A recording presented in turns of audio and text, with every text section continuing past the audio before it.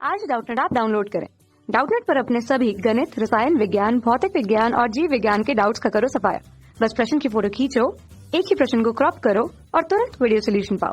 अभी डाउनलोड करें। Hello friends, question दिया गया है कि नीचे दिए गए मानक इलेक्ट्रोड विभवों के आधार पर धातुओं को उनकी बढ़ती हुई अपचायक क्षमता के क्रम में व्यवस्थित कीजिए। ठीक है, तो हमें यहाँ पे जो कुछ तत्व दिए गए हैं, ठीक है, तो उनके मानक इलेक्ट्रोड विभवों के आधार पर इन धातुओं को हम उनकी बढ़ती अपचायक क्षमता के क्रम में लिखते हैं। ठीक है, कि जिसकी अपचायक क्षमता हमारी क्या होगी, सबसे कम होगी वो पहले और सबसे कम से सबसे अधिक वाले की ओर हम लिखेंगे। ठीक, तो इसको जानने से पहले सबसे पहले हम लोग ये जानते हैं कि हमारी किसी भी, ये हमारी सभी क्या है, धातु हैं, पोटेशियम, सिल्वर और यहाँ पे Hg यानी जो पारा, और ये क्या दिया गया है हमारा मैग्नीशियम, क्रोमियम, ये सब हमारे क्या हैं, धातु हैं।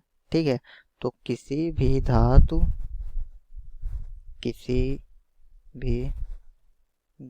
की अपचायक शक्ति,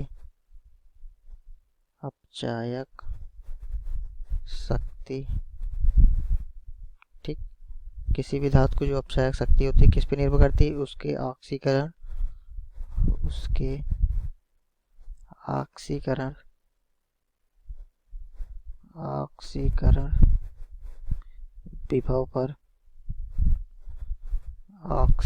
विभव पर निर्भर करती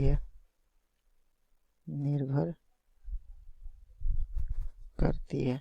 ठीक, तो किसी भी धातु की जो अपचायक शक्ति होती है किस पे निर्भर करती है, उसके ऑक्सीकरण विभव पर निर्भर करती है। ठीक है, यानी कि जिसका ऑक्सीकरण विभव हमारा क्या होगा, सबसे ज़्यादा होगा, वो हमारा पहले आएगा। ठीक है, और उसकी अपचायक क्षमता क्या होगा, हमारा कम होगा, और जिसकी ऑक्सीकरण विभव जो होगा वो कम होगा, वो हमारा क्या होगा, सबसे अधिक, उसकी अपचायक क्षमता सबसे अधिक होगी। ठीक है, अब इसमें हम देख रहे हैं कि जिसकी ऑक्सीकरण विभव हमारा जो होगा, ठीक है, अगर ऑक्सीकरण विभव हमारा जितना कम होगा, ठीक है, तो अपचायक क्षमता उतनी ही बढ़ेगी।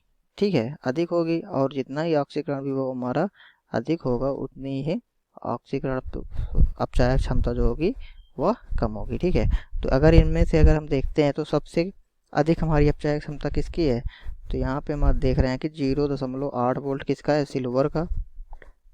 ठीक है, तो अर्थात हमारा सबसे कम जो होगा अपचायक क्षमता किसकी होगी, सिल्वर की। ठीक, क्योंकि इसका ऑक्सीकरण विभव हमारा सबसे अधिक है। ठीक, अगर इसका ऑक्सीकरण विभव अधिक होगा तो अपचायक क्षमता क्या होगा, कम होगा। अब इसके बाद अगर हम देख रहे हैं किसकी है, फिर मरकरी। ठीक, फिर इसके बाद क्या आ जाएगा हमारा, मरकरी यानी कि Hg। ठीक, फिर इससे कम हमारी किसकी है, तो इससे कम हम देख रहे हैं कि क्रोमियम की है। ठीक है, तो यहाँ पे हमारा Cr होगा। ठीक, इससे कम किसकी है, क्रोमियम, और फिर क्रोमियम के बाद हमारी किसकी आती है, तो यहाँ पे हम देख रहे हैं -2.37 किसकी है, मैग्नीशियम की।